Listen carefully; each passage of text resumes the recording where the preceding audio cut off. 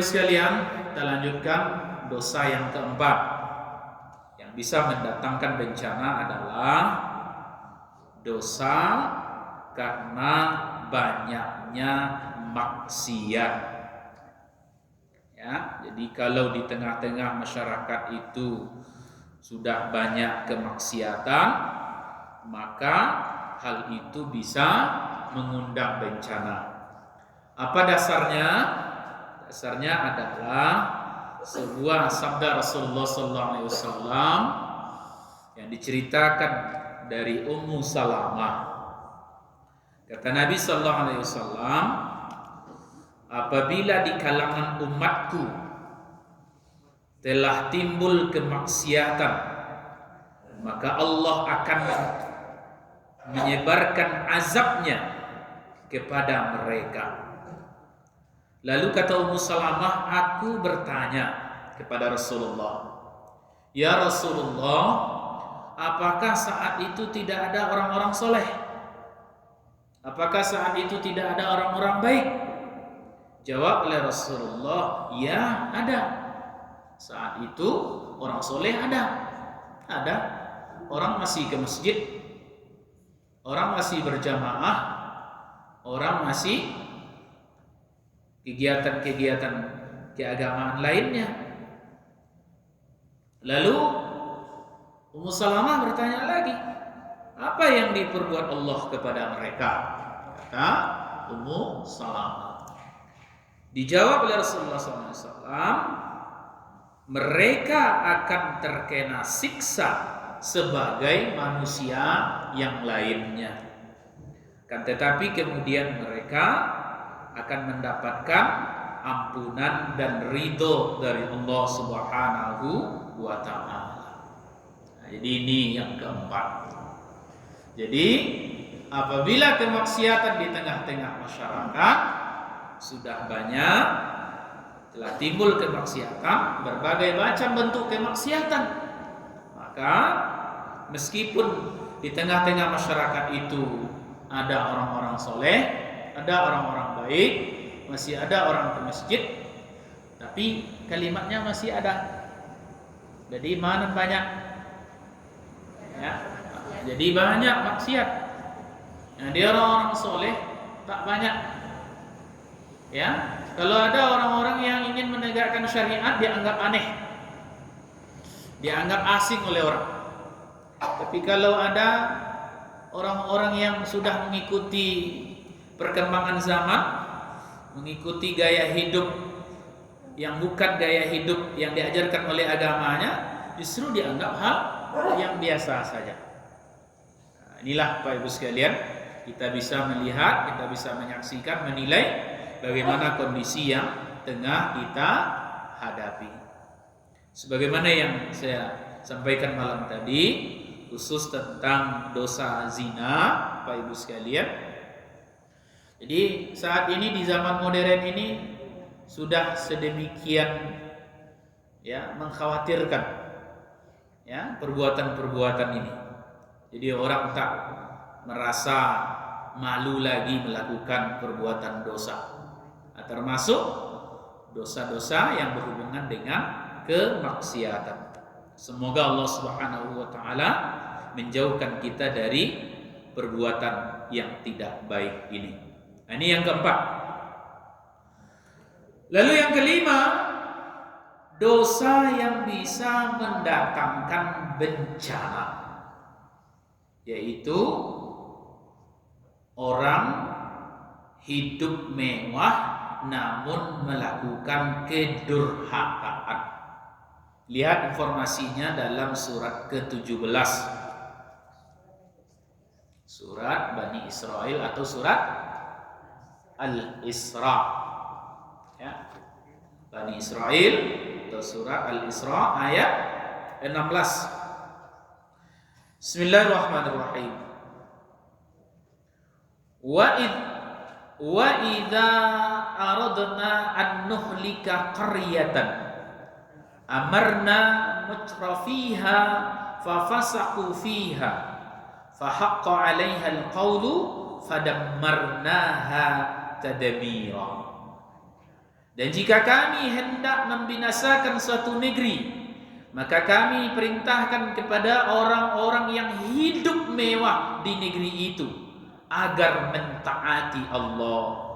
Tetapi bila mereka melakukan kedurhakaan di dalam negeri itu, maka sepantasnya berlakulah terhadapnya perkataan atau hukuman kami. Kemudian kami binasakan sama sekali negeri itu. Ya. Jadi apa keterangan Allah? Orang di negeri itu hidup mewah, berkecukupan, sagalo ado, sagalo punyo, rumah, kendaraan, makanan, minuman, pakaian, dan segala macam kemewahan lainnya punya. Ya. Lalu Bapak Ibu sekalian, Allah perintahkan kepada mereka, kata Allah dalam ayat ini, untuk taat, agar mentaati Allah. Akan tetapi mereka yang hidup dalam kemewahan itu justru mereka melakukan kedurhakaan. Apa kedurhakaan mereka? Misalnya sudah wajib dia berzakat, dengan hartanya disuruh berzakat, tidak mau zakat, ya ditinggalkan, ya durhaka, dia tidak mau mengeluarkan hartanya. Disuruh dia memakmurkan masjid, dia tidak mau memakmurkan masjid. Daripada pergi ke masjid, rancaklah naik oto rancak kok, pergi raun-raun awak kok kama-kama, ya. Disuruh melakukan ketaatan, tapi mereka durhaka kepada Allah. Ya. Jadi Bapak Ibu sekalian, kita ya kalau Allah berikan nikmat yang banyak, Allah berikan rezeki berlimpah, Allah berikan kemewahan, kira-kira semakin taat atau semakin aman jauh. Awak rason tuh. Kalau Allah berikan kita kemewahan, Allah berikan kita ya banyak hal-hal yang memang rumah punya, kendaraan punya, segala punya, lalu kita semakin taat, alhamdulillah. Ini rahmat dari Allah Subhanahu wa taala, berkah yang luar biasa. Tapi ketika Allah berikan berbagai kemewahan tadi, tapi kita semakin jauh dari Allah Subhanahu wa taala, apalagi durhaka kepada Allah, ini bisa mengundang bencana. Ya, bisa mengundang bencana, bisa mengundang musibah besar. Nah, karena itu Bapak Ibu sekalian, Abu Cali di jihad kok, alhamdulillah banyak orang sembahyang ke jihad kok pakai oto-oto rancak, motor rancak, alhamdulillah. Jadi Allah, jadi kita pagunon, dia rasaki dia Allah justru untuk ibadah. Ya, tapi betapa banyak pula orang Bapak Ibu sekalian, ya Allah sudah berikan karunia yang luar biasa. Auto rancak, rumah rancak, istri rancak, suami gagah, tapi jauh dari musajid. Ya, ini bisa mengundang bencana. Jemaah rahimakumullah, lalu apa lagi dosa yang bisa mengundang bencana?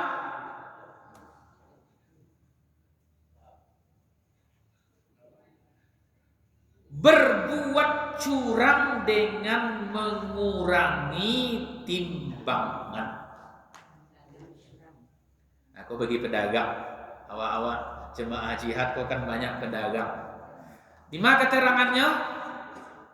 Di antaranya dalam surah Al-Mutaffifin. Nah, baca nanti di rumah. Ya, itu bisa dibaca.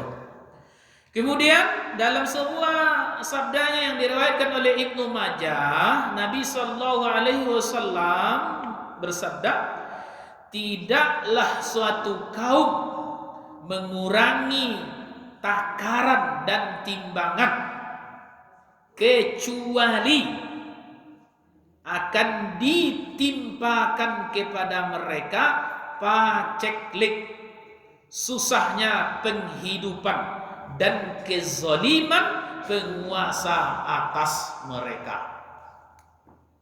Nah, Kalau ayatnya tadi surah Al-Mutaffifin, bacalah. Wailul lil mutaffifin. Ya. Bagaimana orang curang dalam timbangan? Kalau nyo kamambali, nyo ingin dicukuian timbangan dan takarannya. Tapi kalau nyo kamanjua, nyo kurang. Ya, bantu orang manggalih bareh. Misalnya, kalau liter pambali beda loh. Liter untuk menjual lain loh. Aduh pernah tuh untuk itu. Ya, aduh. Kalau liter pambali kok agak cakung ke bawah saketek. Saketek lah nyatunya tak lo banyak dah. Saketek cakung ke bawah saketek. Gunanya supaya banyak isinya. Kalau kapan juga cakung kate saketek. Saketeknya. Jadi kalau dihitung-hitung Bapak Ibu sekalian mungkin tak lo bara banyaknya dah. Paling-paling nama tu. Kok di tanah lah bareh kok Bapak Ibu sekalian sasuok dua suok nasi. Kan itu anggapan orang. Ya. Padahal Bapak Ibu sekalian banyak saketek tetap curang. Ya. Nah, nih bagi kita Bapak Ibu sekalian pedagang ingin dapat untung gadang, ingin dapat untung banyak, Bapak Ibu sekalian, lalu curang dalam menakar atau dalam menimbang. Hati-hati gitu kok. Ya, hati-hati. Ya, seharusnya bagaimana? Jadi saja pedagang yang jujur. Ya, jujur saja. Ya. Seperti Rasulullah sallallahu alaihi wasallam berdagang. Dek Nabi kalau rancak nyokecian rancak. Kalau kurang rancaknya kecil kurang rancak. Kalau nya buruknya kecil buruk. Bantu itu Nabi berdagang. Jadi jangan sampai Bapak Ibu sekalian, ya, sesuatu yang tidak rancak, yang tidak rancak dikecian rancak. Bantu orang menggali oto bekas kadang-kadang Bapak Ibu sekalian. Aku kalau ada gitu Pak menggali oto bekas, ya, ada orang kok, nyolah tabuk lantainya. Nyututui nyo karpet rancak-rancak nyo lemnya rapi. Tentu tidak bisa lo orang mencalik lagi. Kalau pun mencalik tentu ke bawah kolong atau ya. Atau juga rancak padahal laba lubang-lubang. Atau misalnya Bapak Ibu sekalian, otogo catnya lah hanya siram seketek. Supaya nak rancak. Ya, ini hati-hati kita Bapak Ibu sekalian. Ya. Jadi jangan sampai gembira sanang mana hati orang tak kicuh dek awak. Tak kicuh sianu dek bo. Ya, padahal modalnya sekian, tak jual dak bo sekian. Dek awak mengicuh. Jadi kalau lah banyak orang yang curang dalam timbangan, curang dalam takaran, Bapak Ibu sekalian, atau curang dalam bentuk-bentuk yang lain, maka itu bisa mengundang bencana. Ya, bencananya disebutkan oleh Rasulullah SAW. Di antara bencana yang bisa datang adalah paceklik. Tahu paceklik? Lasa galau sari ini dimakan. Padi lai ditanam tapi tidak menjadi. Lado lai labe buahnya tapi karitiang. Sayur harago murah. Pokoknya paceklik susah hidup orang. Nah, ini Bapak Ibu sekalian. Atau susahnya penghidupan payah. Ya, orang manggalih, ya tak ada orang membali, galih lahir rancak tapi orang membali tak ada. Nah, susah penghidupan. Lahir ada piti negara di Bali tak ada. Bentuk dulu pernah mencari minyak saja, mencari bensin, susahnya minta ampun. Orang piti lahir gua. Tapi kanan di Bali itu mana tak ada, kamu ngawak. Bisa saja datang masuk bantu itu Bapak Ibu sekalian. Piti ada negara di Bali nak ada. Sama mungkin ibu masih muda zaman penjajahan dulu Ya, kenapa piti ada buat ayat apa mau cerita kan ada piti. Nang di Bali pun nak ada payah. Agak dicari. Ya. Atau kezaliman penguasa atas mereka. Ini musibah. Ya. Lai punya pemimpin, lai punya penguasa mulai dari nan tinggi sampai nan rendah. Ya, tapi Pak Ibu sekalian malang seribu malang. Pemimpin yang wa'aroan akan membawa masyarakatnya kepada masyarakat yang sejahtera, masyarakat yang adil makmur. Tapi justru dia justru memberikan, membawa atau berlaku zalim kepada rakyatnya. Jadi kalau ada orang rasul lah jangan musibah waktu itu tuh datang karena awak telah curang dalam berdagang. Nah, ini dosa yang kabar baru tuh 6. Kemudian yang ketujuh, dosa yang bisa mendatangkan bencana. 6 7. 6 baru 5 tadi baru kan? 6 nanalah. Dosa akibat tidak membayar zakat. Enggan membayar zakat. Dalam riwayat Ibnu Majah, tidaklah suatu kaum menahan zakatnya. Menahan itu maksudnya tidak mau bayar zakat. Enggan, barik artinya. Ya, kecuali hujan dari langit akan ditahan. Sekiranya bukan karena hewan-hewan, niscaya manusia tidak akan diberi hujan. Jadi kata Rasul, jikalau banyak orang enggan bayar zakat, tidak mau bayar zakat, dia selalu ditahan-tahannya, Pak Ibu sekalian, ya, maka datang musibah. Musibah panih badangkang hari, kemarau panjang. Kalaupun turun hujan kata Rasul, semata-mata de ibu jo hewan-hewan ternak, hewan-hewan binatang-binatang yang ada, bukan karena manusia itu. Ya, makanya Pak Ibu sekalian, kalau di kampung-kampung orang dan paham soal itu, makanya orang takut tidak bayar zakat. Bahkan saking takutnya Pak Ibu sekalian, kadang tak cukup nisabnya bagainya keluarnya baru. Ada tuh. Kalau orang-orang di kampung-kampung untuk itu tak cukup nisabnya dah. Alun cukup lah mai. Ya, alun cukup nisabnya lah iko. Tapi Pak Ibu sekalian, inyo dek takut, biarlah dah ada kurang-kurang seketik ambo bayin jo lah. Kau indak zakat, kau indak malah. Kau infak sedekah saja jadi jo sampai waktu itu nyo maras. Takutnya. Ya. Padahal Pak Ibu sekalian, zakat pertanian kok dibanding zakat yang lain enggak ada kok.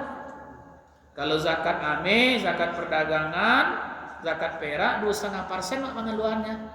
Kalau zakat pertanian 10 atau 5%. Enggak ada. Tapi Pak Ibu sekalian bakok lah biar takui orang. Ya, takui orang kalau nak mengeluaran. Kalau dihitung-hitung puluh Pak Ibu sekalian, zakat pertanian kok ada ulama yang berpendapat bahwa kaluan dulu upah baru dibayar zakatnya. Ya, tapi ada pula yang berpendapat tidak dikaluan upah dah, langsung saja hasil kotor. Tapi ibu tanya patang di daerah gunung, Pak Ibu sekalian, ibu ambo Ustaz, ambo iyo nak kaluan upah dah. Batu, ambo iyo mau bayin langsung hasil kotor. Bu kalau mau keluar upah tak pernah mau zakat dasar. Batu sagalonyo lah main upah. Dari mancangku, matanam, manyang, manyabi, sagalonyo lah upah. Beda aja dulu. Kalau dulu mau ketek-ketek Pak Ibu sekalian, orang tak banyak main upah. Orang main baju istilahnya. Bakongsi ya. Ya. Baju julo misalnya untuk ikut hari ko awak pergi ke sawah kawan barami-rami 10-15 orang membuat lulu istilahnya membajak membuat lulu beko sia kawan ko lati bulu kurang tanam ala pailo nan ibu-ibu pergi tanam kemari gak 15 orang besoknya lain lah basiang ati bulu 15 orang basiang padi tiba kawan ko menyabi lati bulunya menyabi kamari modalnya nyo buat lah talu bule agak 20 buah pakai lado merah makan nyo cari mentimun nyo cari sayur balik kerupuk ubi makanlah bersama-sama di sawah itu modal ndak dona main upah kalau kini ndak sagalonyo main upah. Kalau sagalonyo main upah, tentu yo nak kawan suruhnya lah. Sagalonyo lah upah mah. Sekarang 75.000 surang. Kalau ada sewa 2 3 surang sehari lah barang upahnya. Jadi kalau dia hitung upah, maka tak kalah semua dah labo tadi. Itulah alasannya. Tapi kalau ada orang yang mengeluarkan upah untuk pertanian, tidak pula salah. Karena memang ada ulama yang berpendapat demikian. Ya, ini Bapak Ibu sekalian. Jadi tidak bayar zakat bisa mendatangkan bencana. Kemudian yang berikut,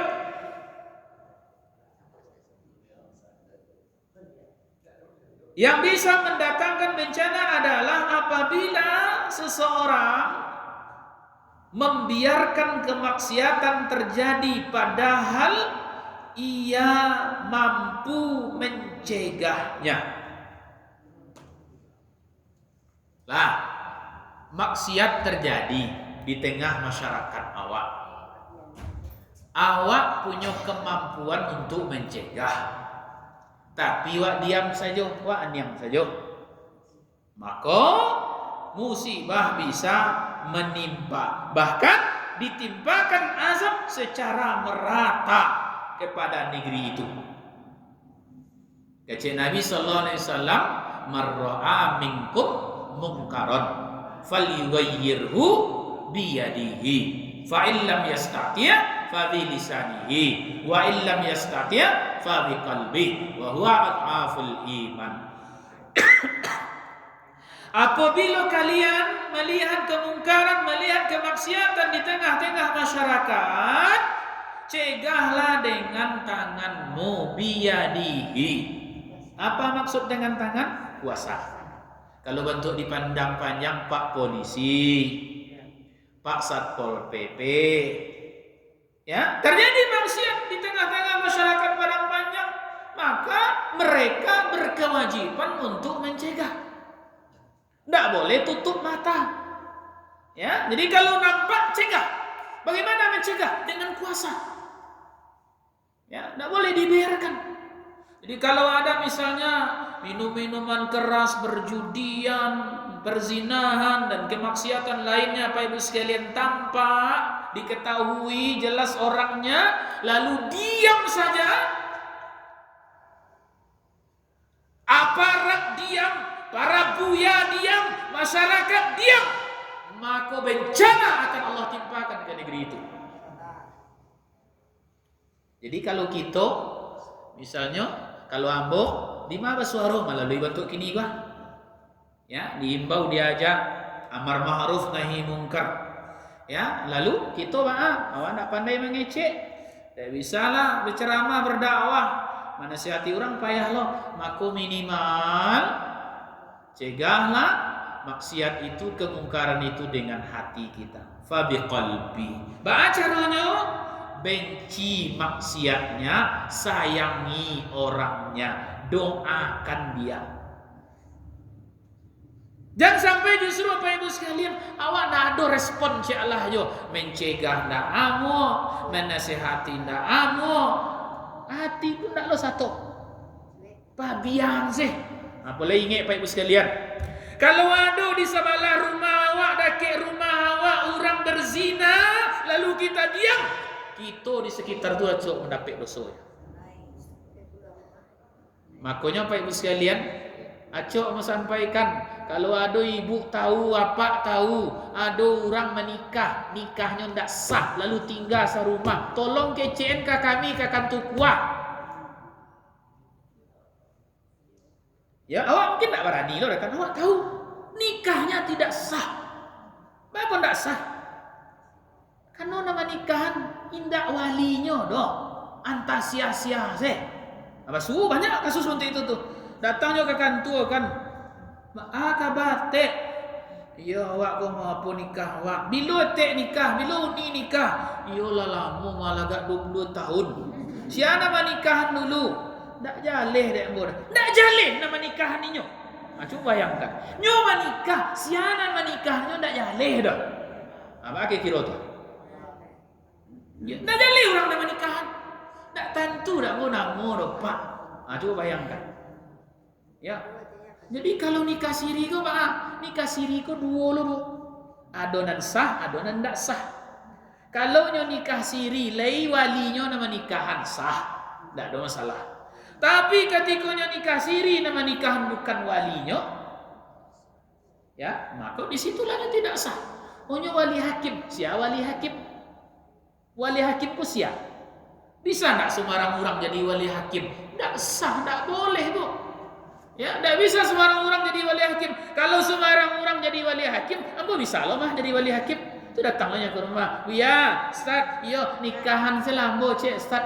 Josiau ni kadi nikahan. Wah, udah ambo wah. Tu acaranya, aku piti 1 juta, aku piti 2 juta. Bantu itu jadi wali hakim. Murah mana orang jadi wali hakim? Tidak boleh. Wali hakim itu siapa? Seseorang yang ditunjuk resmi oleh umarah. Jadi tidak bisa sembarang orang. Nah, ini Pak Ibu sekalian. Jadi kajian nikah siri kok, kalau ada yang ragu nanti bisa kita bahas. Ya, mau di kelurahan Acok mau sampaikan. Nah, balik kan yang tadi lihat Pak Ibu sekalian. Jadi kalau terjadi kemaksiatan di tengah-tengah masyarakat kita, lalu orang pada diam, aparat diam, para ulama, para buya, para ustadz diam, umat pun diam, maka ditimpakanlah azab secara merata kepada negeri itu. Yang berikut, cik lain. Dosa yang bisa mendatangkan bencana. Dosa yang bisa mendatangkan bencana adalah mengumpulkan harta secara haram. Haratonya mananan haram atau caronyo nan haram. Ya, jadi kalau ada orang bau sao, orang bakure, orang mencari nafkah, tapi nanti kumpulannya adalah nan haram atau caronyo haram, maka dosa-dosa itu bisa mengundang bencana. Apa bencananya kata Rasulullah SAW dalam riwayat Al-Baihaqi? Banjir dan longsor. Mengumpulan mencari kepeng, mencari nafkah, mencari balanjo, mencari rasaki, ya. Kadang zatnya tu mana nan haram, misalnya menggale minuman keras, nyola jale haram, awak itu galeh. Ambo kan tak satu minum doh, iyo, tapi menggalehnya iyo. Itulah. Jadi kalau lawannya orang yang berbisnis haram, mencari harta secara haram, maka itu akan mendatangkan bencana. Inilah diantara Bapak Ibu sekalian dosa-dosa yang bisa mendatangkan bencana. Nah, baru kemudian muncul pertanyaan, kalau bantu itu yang mesti kita lakukan supaya bencana yang kita takut itu tidak datang, supaya virus corona lah 1 tahun lebih ikut capek-capek hilang.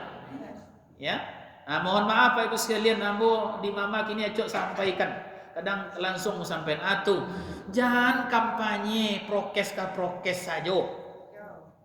Lah, anan lain daripada itu, prokes kok silahkan, itu ikhtiar namanya. Tapi anan lain, wah salah satunya, oi pertama tobat awak secara dari dosa.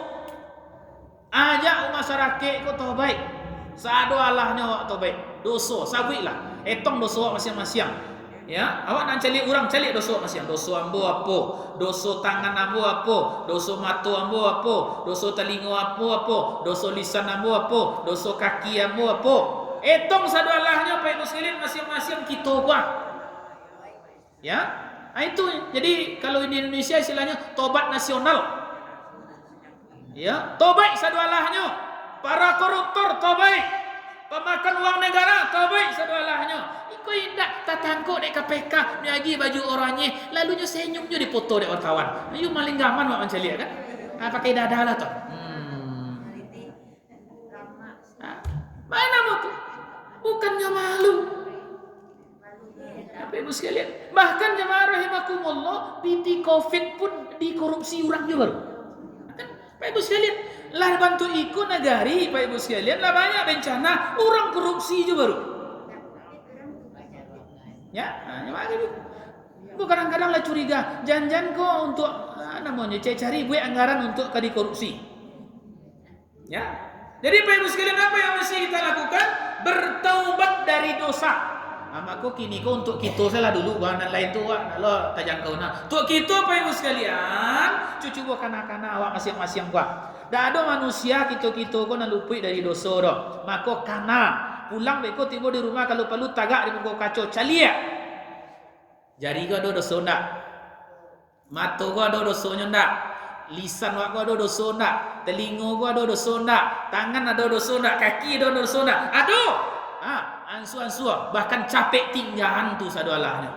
Dosa pagunjiangan orang, dosa memfitnah orang, dosa adu domba orang, dosa buruk sangka ke orang, dosa acok berungui-rungui. Banyak macamnya tu. Banyak macam dosa aku Bapak Ibu sekalian. Tinggahan tu Bapak Ibu sekalian. Kalau ingin corona aku hilang dari negeri awak. 1. 2. Ana mesti lakukan supaya bencana aku capek hilang. Baca surah Al-Baqarah ayat 45. Wasta'inu bis-sabri was-salat. Mohon pertolongan kepada Allah dengan sabar dan salat. Maka kepatang Pak Ibu sekalian hari Jumaat. Di Jumaat ambo khutbah di Zu'ama. Tu nilai ada tu. Yang enggak berang, yo berang ko sona untuk iko dalam khutbah. Lah bantu iko nagari, sumayang subuh sasaf yo baru. Anu betul. Mengalu aja tu, bilo corona ko kapai, bilo covid ko kapai, tapi nan musaji langang juga ditanya bara kamu musaji, awak takut je corona, mana ke pasar nak takut? Mana ke tempat wisata nak takut? Mana kamu musaji takut? Harusnya mana? Kalau takut je corona, yuk rami-rami datang kamu musaji. Panuan musaji dengan solat berjamaah. Aku dan sabananya Pak Ibu sekalian kuncinya tu. Rami-rami yuk kamu musaji ke Pak Ibu sekalian. Ya, jadi sabar dan salat itu nak menolong awak. Mohon pertolongan kepada Allah. Aku sembahyang banyak dan tinggal. Jangan ke berjamaah lah, sembahyang ku banyak dan tinggal. Apa Allah akan menolong awak Pak Ibu sekalian. Kemudian yang ketiga, ana mesti lakukan supaya corona, supaya musibah bencana yang lainnya terjauh dari negeri awak. Tegakkan amar ma'ruf nahi mungkar. Sungguh-sungguh apa? Makanya Pak Ibu sekalian, kalau ada ibu punya anak polisi, anak satpol PP, anak tentara lain sebagainya, aparat, tolong ingatkan ke mereka, tuan-tuan sekalian, tuan adalah aparat penegak hukum, tolong tegakkan hukum adil seadil-adilnya, tidak tajam ke bawah, tumpul ke atas. Kanan untuk itu Pak Ibu sekalian. Ya, amar ma'ruf nahi munkar, jadi pabian. Kalau ada ibu punya rumah kos-kosan, rumah kontrakan, awak ikut menjaga mereka. Bahkan ada orang pernah orang punya rumah kontrakan, syaratnya diknya, kecilnya, barasio rumah ibu bu, nah dia ambil sio rumah tak beretong mana dah. Kalau lay sumayang awak bagi diskon, kalau lay kamu saji lo bagi diskon, hebat lo orang punya rumah, kamu besar kamu untuk itu, ya jadi orang nama kontrak di rumahnya nyuikek je itu. Kalau nak sumayang nampak dia tak terima dah, kalau nak sumayang tak mau terima kontrak di motor. Bantu untuk itu mana? Dia ambo nak piti saya nak mau cari dah. Ambo berkahnya nak mau cari guys. Bantu itunya. Jadi kalau ibu-ibu apa punya rumah kontrakan, punya rumah kos, bisa lo bantu itu berdakwah. Ya. Sehingga ada yang kontrak situ lah bertahun-tahun nak naik si rumah. Apa nak naik si rumah? Karena orang nama kontrak di situ tu, orang elok laku mana. Mului mani kucinda murah. Ya, sembahyangnya kamu saji berjamaah, ada majelis taklimnya lah duduk lah di situ. Maralah kasayangnya orang kenya Pak Ibu sekalian. Jadi tegakkan amar ma'ruf nahi mungkar. Kemudian yang keempat Pak Ibu sekalian, aku yang sebut tadi, makmurkan rumah Allah. Apalagi sembahyang subuh. Kalau sembahyang subuh di jihad ko samulo raminya sembahyang Jumat, maka berkah akan turun ke kota kita Padang Panjang Serbi Mekah. Sama rami subuh je Jumat. Kira-kira bila kau subuh dek wak? Kalau subuh mubarakah lah insyaAllah ya. Wa undang ustaz dari Jakarta, wa undang ustaz-ustaz kondang kan. Subuh mubarakah lagi gak rami. Ya, patang hari Sabtu, hari Minggu, lagi rami majelis BKMT wak. Ya. Ya. Sama Buya wak Yusfi Helmi, senior Rembom. Ya. Lah, Pak Ibu sekalian. Nah ini salah satunya. Jadi kalau ingin jauh bencana, makmurkan masjid. Jadi yang mau taragak lo lah pemerintah buat sepanduk, buat himbauan di video tron tu lain sebagainya. Buat sepanduk orang. Cegah bencana dengan makmurkan masjid. Itu lo nanti taragak dah. Ayo makmurkan masjid supaya bencana jauh dari negeri kita. Itu iklan di TV dan teragak awak mengecek Pak Jokowi. Assalamualaikum warahmatullahi wabarakatuh. Masyarakat Indonesia yang saya cintai, agar bencana terjauh dari negeri kita, saya himbau kita semua, umat Islam ramaikan masjid, umat lain ramaikan tempat ibadah lain. Bantu itu Presiden ambu agi 2 jempol, kalau perlu ampe lagi. Nah, bantu itu dan terhadap awak. Aja orang makmurkan masjid. Jangan jauh dari rumah Allah, jangan jauh dari rumah ibadah. Semakin dekat dengan rumah ibadah, insya Allah Pak Ibu sekalian, semakin dekat rahmat Allah, semakin jauh bencana dari negeri kita. Terakhir, Pak Ibu sekalian, anan mesti kita lakukan berdoa. Ud'uni astajib lakum. Pintalah, aku akan kabulkan. Aku Pak Ibu sekalian. Alai doa berdoa supaya jauh Covid dari negara awak. Hah? Nah, cuma nan berdoa aku tidak banyak, itu masalahnya. Sementara nan kena dek Covid kok banyak. Harusnya Pak Ibu sekalian, seluruh warga bangsa aku diajak, dihimbau untuk ikut. Ayo doa bersama untuk keselamatan bangsa. Tidak doa politik deh kah? Tidak doa seremonial deh kah? Sabana-bana berdoa, angkat tangan, tundukkan hati dan kepala, memohon kepada Allah. Dengan apa? Betul-betul berdoa kepada Allah Subhanahu wa taala. Karena doa aku Bapak Ibu sekalian 3 posisinya begitu. Ada doa lebih kuat daripada bencana. Maka dengan doa kok bencana bisa hilang. Ada doa seimbang dengan bencana, sama. Jadi laya tercegah tapi bencana aku tiba. Ada doa kalah dari bencana. Batu doanya lunak mana? Lunaknya bukan lunak ucapannya, enggak. Doa lalai, doa male, doa tapi banyak maksiat. Allah akan mengabulkan doa-doa awak. Jadi kalau ingin doa dikabulkan oleh Allah, aku akan lacuk dikaji Bapak Ibu sekalian. Doa dikabulkan dengan Allah. Pertama dengan doa dengan hati yang khusyuk. Doa bagi orang-orang yang taat. Doa orang-orang yang jauh dari yang haram, maka Allah akan kabulkan doa-doa kita. Lah, jadi kalau ingin jauh bencana, 5 tadi itu kanak-kanak Bapak Ibu sekalian. Jauh bencana, jauh virus corona. Jadi kalau katanya orang kawa, bilo ko bu, bilo ko pak virus corona ko ka berakhir. Karajo na 5 ko dulu deh. Kalau langku karajo na 5 ko, lawak karajo na 5 ko, baru katanya. Tapi kalau na 5 ko indaknya di karajo na, aja bertanya aja bilo corona ko ka berakhir. Lah, itulah kaji Bapak Ibu sekalian dari malam sampai subuh. Mudah-mudahan bermanfaat. Kebenaran datangnya dari Allah. Ambo menyampaikan samo ya Bapak Ibu sekalian. Miskin ilmu, kurang ilmu. Kok ada salah jo jangga, mohon ampun kepada Allah, minta maaf kepada Bapak Ibu sekalian. Billahi taufiq wal hidayah. Wassalamualaikum warahmatullahi wabarakatuh.